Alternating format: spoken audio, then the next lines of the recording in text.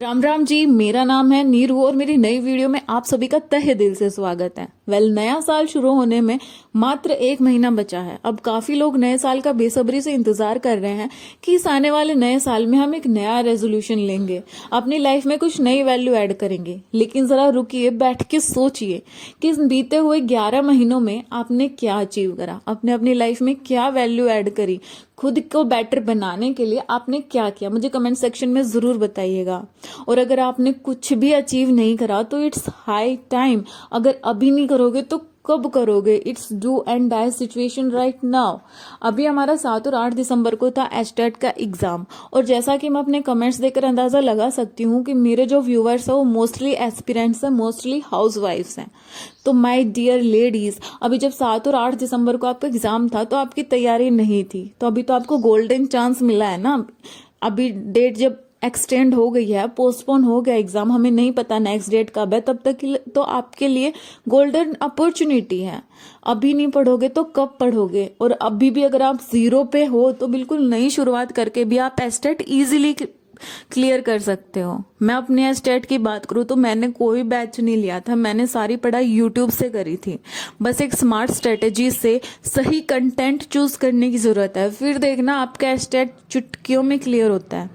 और एस्टेट के साथ साथ अभी सीटेट एग्जाम भी है, तो बहुत जरूरी है आपको एक बेटर प्लानिंग के साथ अचीव करने का, अपना एस्टेट सीटेट क्रैक करने का। एटलीस्ट 2025 में आप ये तो कह सकोगे कि मैंने लास्ट ईयर अपना एस्टेट और सीटेट क्लियर करा। बहुत जरूरी है खुद की पहचान बनाना, बहुत जरूरी है समाज में अपनी रिस्पेक्ट बनाए रखना। मेरे पास एक कमेंट ये आया था कि दीदी अगर घर में भैंस रखते हो तो किस तरह पढ़ाई करें। तो डियर, आज इस वीडियो के माध्यम से मैं आपका रिप्लाई देना चाहूंगी। अगर घर में भैंस रखते हैं, जो कि मोस्टली लेडीज रखती हैं, हरियाणा में जमींदारा और भैंस रखना तो आम बात है। मेरे घर में हम भैंस नहीं रखते हैं, ना मेरे पीहर में ना मेरे ससुराल में, तो मैंने कभी भैंस का काम नहीं किया है, ना ही मुझे करना आता है। लेकिन जब मैं अपने आस पड़ोस में देखती हूँ लोगों को भैंस का काम करते हुए, तो काफी थका देने वाला और काफी बिजी रूटीन होता है उन लेडीज का, जो दिन रात घर के कामों में, भैंस के कामों में और फिर खेतों के कामों में लगी रहती है। और ये आपका बहुत ही, मैं कहूंगी, बहादुरी वाला डिसीजन है कि इस सिचुएशन से आपने पढ़ाई करने की सोची है, बाहर निकलने की सोची है। तो यहाँ मैं ये सजेशन देना चाहूंगी कि आप बैठ के अपने पूरे दिन का रूटीन चेक कीजिए कि आप कहाँ कितना टाइम इन्वेस्ट कर रही है, आपके दिन की शुरुआत कितने बजे होती है, कब से आपके काम स्टार्ट हो जाते हैं। अगर आपके दिन के काम सुबह 4 बजे से स्टार्ट हो जाते हैं तो प्लीज सुबह 3 बजे उठना स्टार्ट कीजिए। मतलब अगर आपके दिन के काम 4:30 बजे स्टार्ट होते हैं तो आप 3:30 बजे उठना स्टार्ट कीजिए। 1 घंटा पहले उठिए और वो 1 घंटा सिर्फ और सिर्फ आपके लिए होगा, ना आपके घर के लिए, ना आपके बच्चों के लिए, ना आपके भैंसों के लिए। वो 1 घंटा सिर्फ और सिर्फ आपके लिए होगा। उस टाइम आप अपनी पढ़ाई को दीजिए, या फिर आप कोई और स्किल सीखना चाहती है या आपका इंटरेस्ट किसी और चीज में है तो वो सुबह का टाइम आप अपने लिए दीजिए। इससे होगा ये कि दिन की शुरुआत में आप अपने लिए कुछ टाइम निकाल पाएंगी, तो आप पूरे दिन प्रोडक्टिव रहेंगी और इजीली घर के कामों के साथ साथ अपनी पढ़ाई भी मेंटेन कर पाएंगी।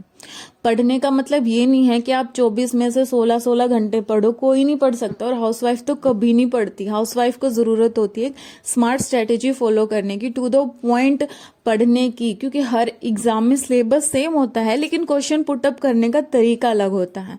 इसमें PYQs बहुत ज्यादा इंपॉर्टेंट होते हैं। तो आप सिलेबस कवर करने के बाद PYQ जरूर लगाइए, और एस्टेट क्लियर करने की निंजा टेक्निक तो PYQ ही है। आप जल्दी जल्दी अपना सिलेबस कंप्लीट करके और फिर PYQ स्टार्ट कर दीजिए। मैं ये नहीं कहती आप बहुत सारी बुक खरीदो, लेकिन एक प्रैक्टिस सेट और एक PYQ की बुक जरूर खरीदो, वो आपको एस्टेट क्लियर करने में बहुत हेल्प करेगी आपकी। तो मेरा सजेशन यही है कि आप अपने दिन का रूटीन बनाइए, अपने दिन में लुकआउट कीजिए कि आप कहाँ कितना टाइम इन्वेस्ट कर रही हैं, और स्मार्टली चीज़ों का हैंडल कीजिए। सुबह जल्दी उठ के पढ़ाई कीजिए, रात को काम जल्दी खत्म कीजिए, और रात को भी कम से कम 1 से 2 घंटा आप अपनी पढ़ाई को दीजिए। देखो, लाइफ आपकी है, चॉइस आपकी है कि आपको आगे पढ़ना है, तो सेक्रीफाइस भी आपको करना पड़ेगा। और अगर आपके घर में और भी मेंबर्स हैं तो आप उनसे हेल्प के लिए पूछ सकती हैं कि आप मेरी ये हेल्प कर दीजिए, मेरा एग्जाम है। कोई भी फैमिली ऐसी नहीं होगी जो आपको पढ़ाई करने के लिए रोकेगी, और अगर आप शादी के बाद पढ़ रहे हो तो उनमें उनकी सहमति होना बहुत ज़रूरी है। हेल्प लेना कोई शर्म की बात नहीं है, आपके फैमिली मेंबर हैं, वो आपकी ज़रूर हेल्प करेंगे। आप इन 20 दिनों में बिना बुक उठाए भी अपना एग्जाम क्लियर कर सकती हैं। मैंने बिना बुक उठाए अपना स्टेट क्लियर करा था, क्योंकि मेरी बेटी मात्र 6 महीने की थी और इस ठंड के टाइम में वो मुझे बुक से पढ़ने ही नहीं देती। मुझे उसके पास ही रहकर पढ़ना पड़ता था। मैंने सिर्फ यूट्यूब से पढ़ा था और मेरा स्टेट क्लियर हो गया। कोई ज़्यादा हार्ड नहीं है स्टेट, बस एक स्मार्ट स्ट्रेटेजी फॉलो करनी है। अपने आप को पॉजिटिव बनाए रखिए। जिस भी भगवान को आप मानती है, सुबह शाम उनका नाम लीजिए, उन पर भरोसा रखिए। एक दिन आपका स्टेट सीटेट ज़रूर क्लियर होगा। अपने गोल्स क्लियर रखिए, अपना रास्ता क्लियर रखिए, अपनी नीयत साफ रखिए। धोखा दोगे तो किसे दोगे? पढ़ना आपको है, आगे आपको बढ़ना है। अपनी हर वीडियोस में बोलती हूँ, अगर ज्वाइन नहीं करा है तो अभी भी अचीवर्स एकेडमी जाकर ज्वाइन कर लो। बैच लेने की ज़रूरत नहीं है, ना ही अब टाइम है नोट्स बनाने का।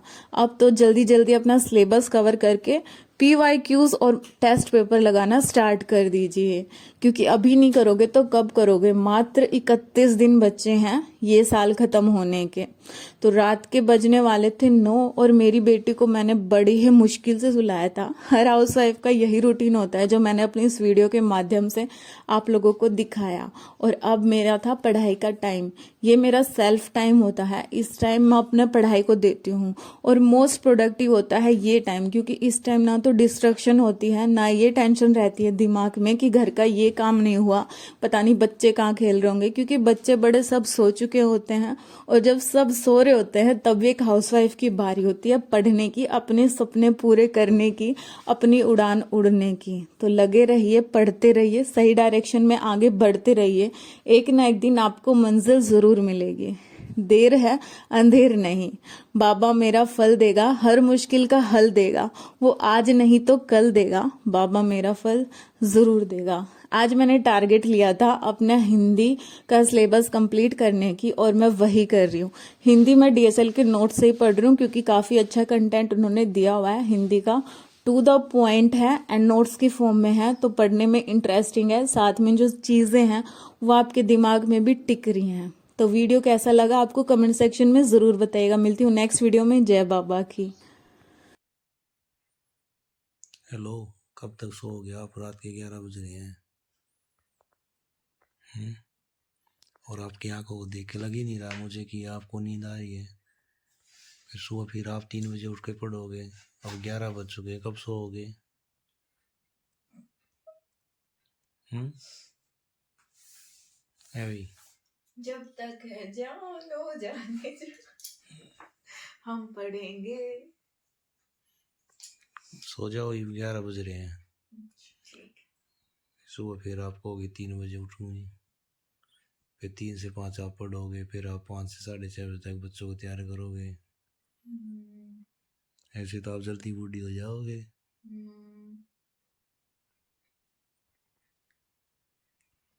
वैसे आप किस चीज़ की तैयारी कर रहे हो? SDM की। SDM की? SDM की फुल फॉर्म क्या होती है? Sub divisional magistrate. अभी तुम्हारा नया SDM आ गया है ना? क्या नाम है उसका? नहीं पता। उसका नाम ही नहीं पता आपको? इससे पहले कौन था? रविंद्र कुमार। रविंद्र कुमार। आपकी रिपोर्टिंग किसको होती है? सुरेश सर। क्या है वो? वो है रीडर। किसका? किसका याद है? SDM का। अच्छा, मतलब सीख गया, आप नौकरी करना है। यस। क्या बना रहे हो? ये मैं शेयर भी करूँ।